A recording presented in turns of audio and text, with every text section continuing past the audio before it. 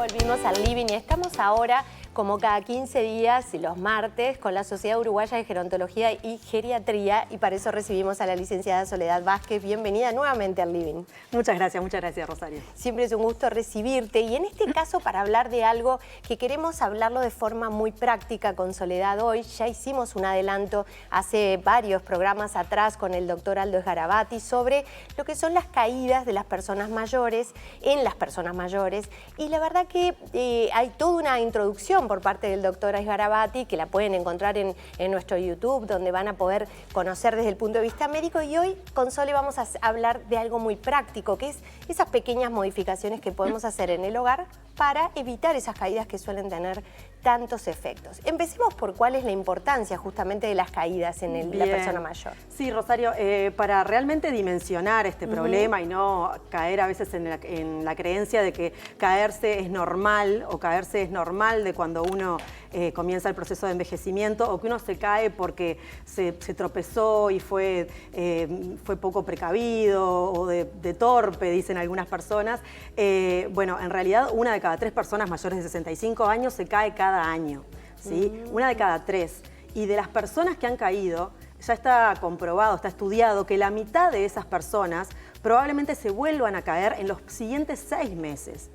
Si no se toman medidas apropiadas para prevenir estas caídas. Todas las caídas tienen causas que no solamente se pueden encontrar, sino que probablemente se puedan corregir para evitar que se tengan nuevas caídas. Entonces, como dijo el doctor Aldo Sgarabati, él ya habló mucho de lo que son los factores de riesgo, que están los que dependen de nuestro propio organismo, de enfermedades que podamos tener, fármacos que podamos consumir, o la propia edad muchas veces.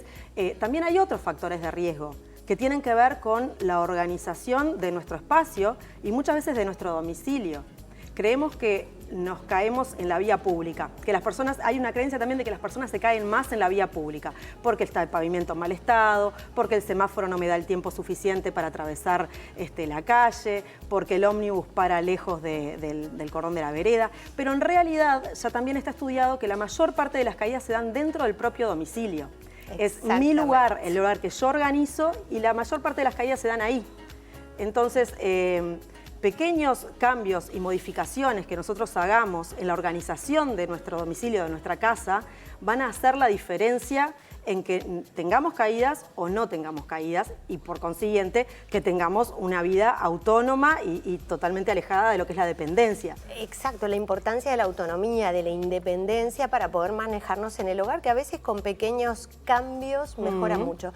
Contanos cuáles son los principales lugares de la casa donde se producen más caídas. Bien, en la casa hay varios espacios donde nosotros deambulamos habitualmente todos los días, pero hay tres habitaciones de la casa donde se producen mayoritariamente las caídas. Una es el baño, la otra es la cocina y la otra es el dormitorio. Ahí es donde se produce la mayor cantidad de caídas.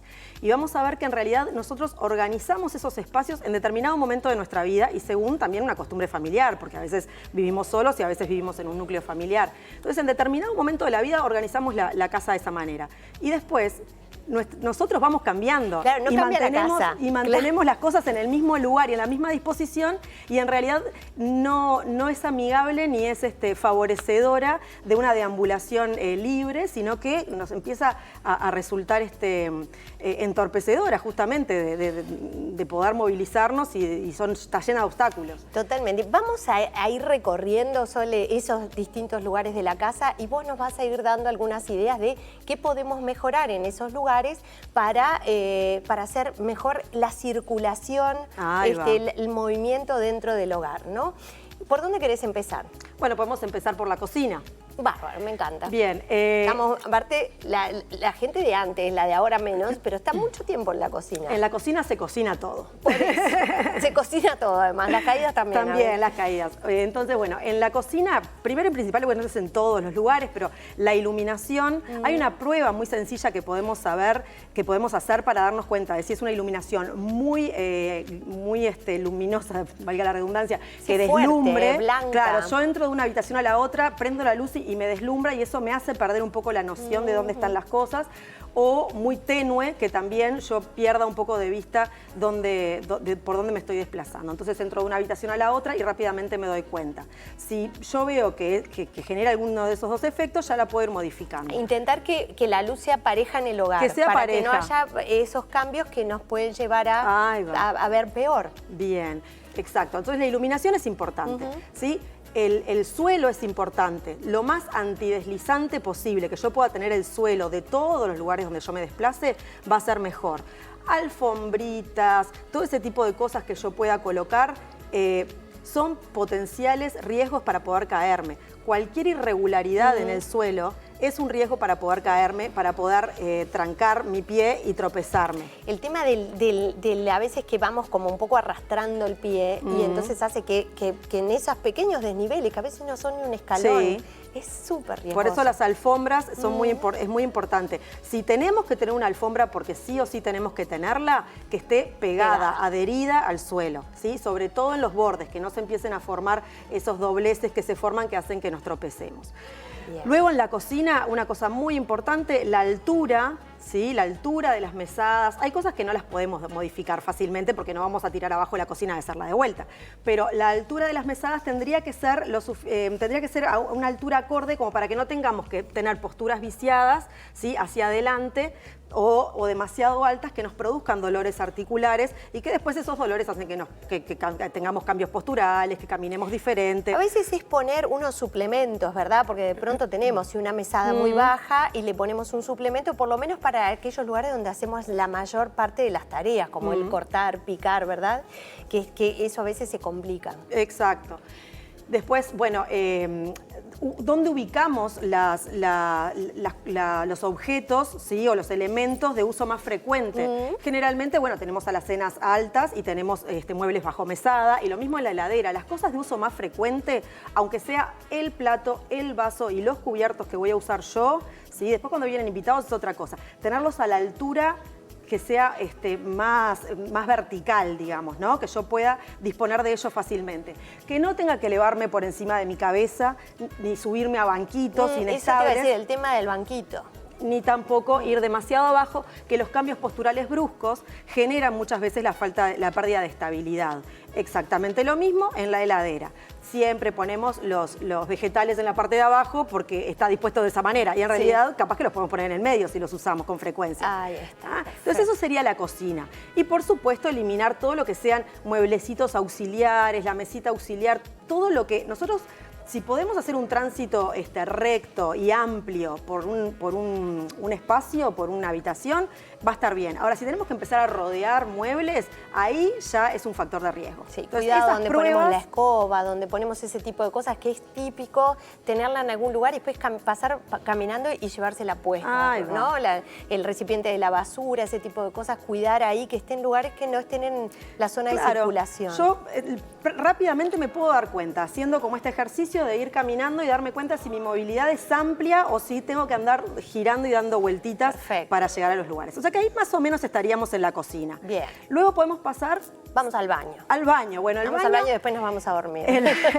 El baño es una habitación particularmente peligrosa, ¿sí? Porque tiene dimensiones más pequeñas, tiene los artefactos que son duros, son lugares donde si yo tengo un golpe, por supuesto que la consecuencia, ¿sí? El traumatismo puede ser más grave y además muchas veces me caigo sobre el propio largo de mi cuerpo y hace difícil que otra persona pueda abrir la puerta para ir a mi socorro, en mi ayuda.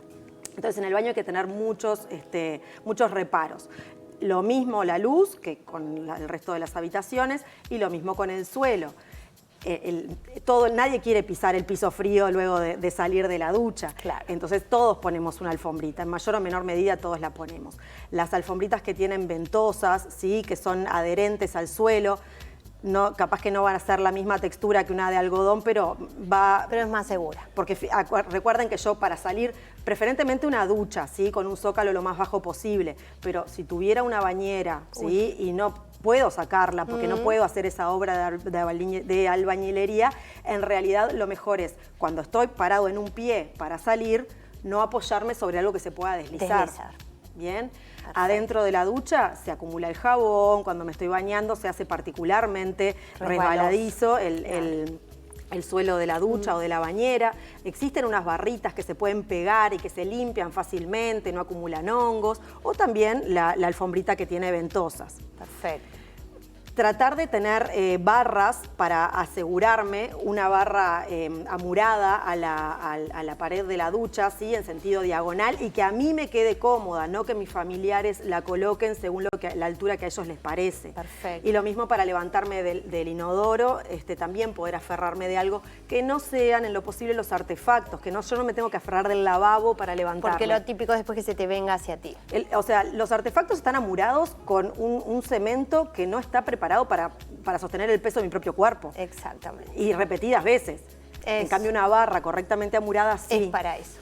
Y nos vamos rápidamente al dormitorio. Bueno, ¿y allí qué tenemos? Bueno, en el dormitorio lo mismo, la iluminación, pero tenemos hay personas que lo ideal sería tener una iluminación indirecta que estuviera toda la noche, de manera que si yo me levanto, ¿sí? Que me puedo levantar varias veces o una vez en la noche, sobre todo para ir al baño, ¿sí? En la edad adulta y en la adultez mayor, uno se levanta para ir al baño repetidamente.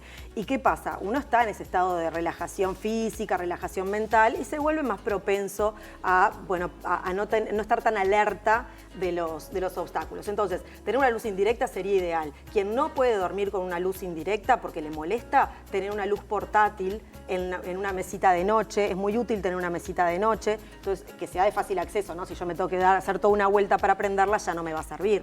O sea, tener una luz portátil es importante que yo la pueda prender cada vez que voy a hacer algo. Tomarme mi tiempo entre que la luz se prende, me adapto a la luz y luego me paro. ¿Sí? Bien. Y si podemos tener el teléfono en esa mesita de noche también sería bueno, porque si recibimos alguna llamada no tengo que salir corriendo. Lo mismo con la alfombra. ¿Sí? Si tenemos una alfombra, es muy frecuente que en las habitaciones haya pisos de parqué, tratar de no encerarlos, ¿sí? Que sean lo menos resbaladizos posible. Y por último, y muy importante, la altura de la cama. ¿Sí? Las camas muy bajas o muy altas no son las ideales. La prueba que se puede hacer cada uno en su casa es sentarse en una silla que le quede cómoda y se pueda parar de un intento. Si uno se puede parar de un intento de esa altura de silla, esa es la altura óptima en la que yo puedo tener mi cama. Y la subo o la bajo recortando o poniendo suplementos en las patas. En las patas, ya Entonces, está. son cosas que no son muy difíciles de hacer, ¿sí? Porque después hay una cantidad de cuidar otras el cosas. tema de no dejar prendido un calientacamas, también que vemos otro tipo de riesgos que ya no son de caídas, son de otro tipo. Pero bueno, lo que hablábamos de alfombras y todo esto de la circulación también, si vamos seguido al baño en la noche, que la circulación hacia el baño sea buena. Y a veces hay algunos sensores para que se enciendan luces que también pueden ayudar. Por supuesto, ¿no? Hay cosas mucho más sofisticadas que se pueden hacer, pero con estas pequeñas modificaciones y que uno en su casa tome en cuenta si realmente estas cosas se cumplen o no. Si yo me puedo movilizar de una forma amplia y libre. Y si no, a cambiar alguna cosita. Divino. Bueno, muchísimas gracias, Sole. La verdad que seguro nos quedaron muchas cosas, pero como los tenemos en 2 martes, seguro podemos seguir con este y otros temas como siempre. Bueno, muchísimas gracias, Rosario. Muchas gracias a vos.